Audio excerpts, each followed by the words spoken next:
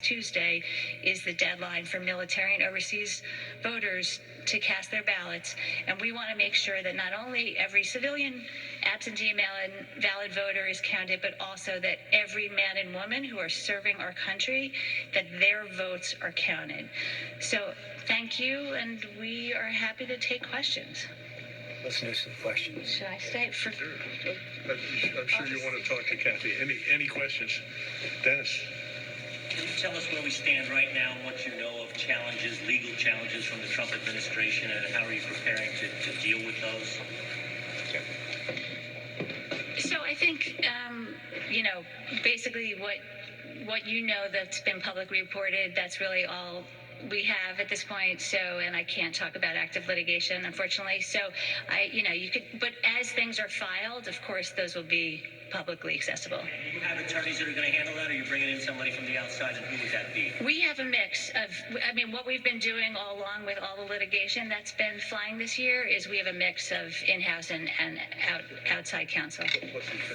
Plus the Attorney General is also representing us in a number of these things. So there's been a great team. I have to say the attorneys, I'm just going to give a shout out to the legal team in the Department of State who have been really put to work this year, and they are amazing. So Tim and Kat and team, thank you. But we also have tremendous teams of outside counsel who have been involved in all of this. And as the governor said, we will make sure that every vote is counted. Every eligible voter has the right to cast their vote. So how many counties are handling ballots that are coming in Tuesday, Thursday, Friday? How are they handling that? And is each county setting them aside? How is each county doing it? So you can go online to see our guidance, and then last night we also gave sort of more technical guidance to the counties, which we can forward to you. It lays out the process. So you're talking about the late arriving ballots. So everything's going to be segregated. I'm not sure if you were here yesterday, but all those ballots will be segregated, but they will be counted, and the counties have been given detailed instructions, which again you could find in those guidances to walk them through how to segregate those races, those ballots. Sorry. Can you talk about the order in which those things will be counted? I mean, is that a county by county decision? Can we expect to see those numbers being already reflected, or is that something they would get to later in the process? Yeah, they'll get to, so basically it's going to depend, right? There's some counties that are already done counting their mail-in ballots received before 8 p.m. So those are going to start sooner, but they won't be reflected on the website. They won't be like intermingled in the website as you see it now. They will be segregated. So, but it is going to vary from county to county when they start because they're working on the other ones first. How it will be reflected on the website, though? I'm unclear on that. Well, I think stay tuned on that. Yes. So on those segregated ballots, there were 500,000 ballots issued that hadn't been cast as of yesterday. I'm sorry, can you repeat the question? Sorry, there were 500,000 mail ballots issued that hadn't been cast as of yesterday. Is there a way for the state to determine how many of those 500,000 people chose to vote in person instead, or do we need to operate under the assumption that all 500,000 could come in before Friday? So all that will be trackable, but we won't have it today. So basically between provisional ballots and the poll books, and then of course the mail-in ballots, as you all know, like only one vote can be counted for any voter. So you'll be able to see all of that, but it will take some time for that data to be quantified. Yes, sir. Last night, I think your comment was that you didn't know how many mail-in ballots had arrived yesterday. Right? Do we know yet how many ballots arrived yesterday? What is the number of mail-in ballots? I don't have that with me this morning, but check on the dashboard, and that will be updated throughout the day. Yeah, sorry.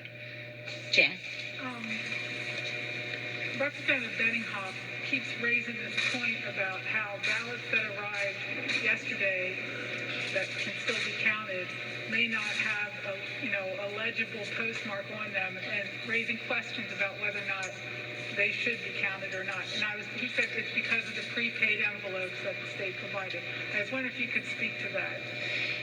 Sure. So I'm not sure, he may be confusing. So anything that arrived yesterday, it doesn't matter whether it's postmarked or not. Anything that arrived yesterday is a valid vote. That's what Pennsylvania law has always been, right? So talking about the late arriving ballots. So the postmark, first of all, the way we did prepaid postage in Pennsylvania is we went to the counties where they are. So if they wanted it to be through their business reply mail, USPS permit, we did it that way. If they wanted to literally have us reimburse them for stamps or metered postage, we did it however they want. So some of them are not even, and I don't remember how many, but we could get you that information, how many counties are using business reply mail. But those are still postmarked. They have timing marks. They are date stamped. They are still trackable by date. So it's a tiny fraction of any of those things, whether it's business reply mail or regular mail. I mean, we've all had that situation where you get a letter and it's not postmarked. It's rare, right? Same for business reply mail. They do what's called a timing mark. So that's just, it's not accurate. They're all stamped. No mark on it. If it is one of those rare occasions, would it be counted? So under the current Pennsylvania Supreme Court decision, which is currently the law, yes, as long as there's no affirmative evidence that it was postmarked after November 3rd, as long as it's received by November 6th at 5 p.m., it will be counted. Yes. It's my understanding that the state's website is showing 18 counties with 0% mail-in ballots counted. Is that accurate? Do you have any insight into that? So, what I would suggest, sometimes counties are uploading on their own websites and haven't transmitted the file to the Department of State because, they have their own local races. So I urge you, if you see any, and this is what we're going to be doing throughout the day, go to the county website. You should always do that. It's a great way to double check. But we're going to be following up with all those counties to say, hey, make sure you get us the files.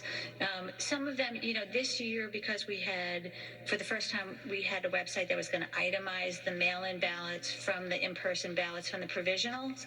Some of the counties, when they uploaded the results, it merged the two types into one, and that was just, they formatted it wrong. So we're working through that to make sure that the actual attribution of the ballots are right.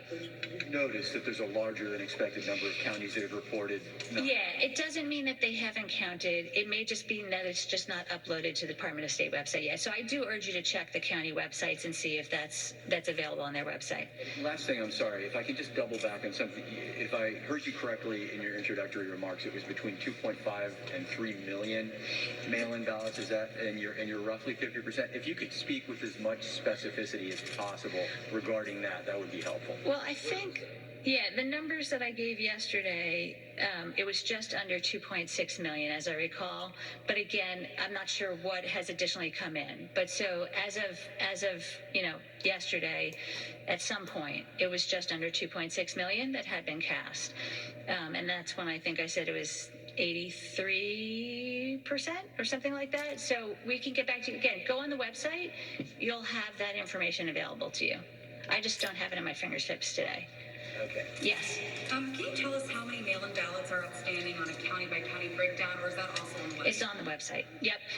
So if you go to the regular ENR reporting website, it also tells you that you can click on the supplemental dashboard, and you click on that. It breaks down. There's a tab for mail ballots that breaks it down by county, how many have been cast, how many have been counted, and how many are remaining. There's a tab for in-person precincts reporting, broken down by county, so it'll tell you how many precincts are in each county, how many are fully reported.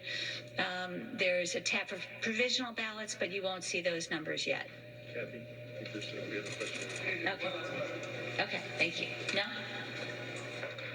Oh, you didn't. Oh. I want to cite Lancaster County because what they're saying is that if they count anything that you're authorizing them to segregate, they won't be able to go back if there's some ruling and remove those counts. What's your response to that? It's not accurate. And again, we sent an email to the counties yesterday. We spoke, I think I said this yesterday, we spoke to all of the voting system vendors. It is absolutely feasible not even challenging. I mean, there are different ways to do it. You can use different machines. You can use different memory sticks. You can absolutely segregate them. That's not going to be a problem. So we reached out to, we sent this email to the counties, giving them instructions, advising them to talk directly to their voting system vendors. What do if they don't comply, if they don't count? We'll cross that bridge when we get there. I expect them all to comply.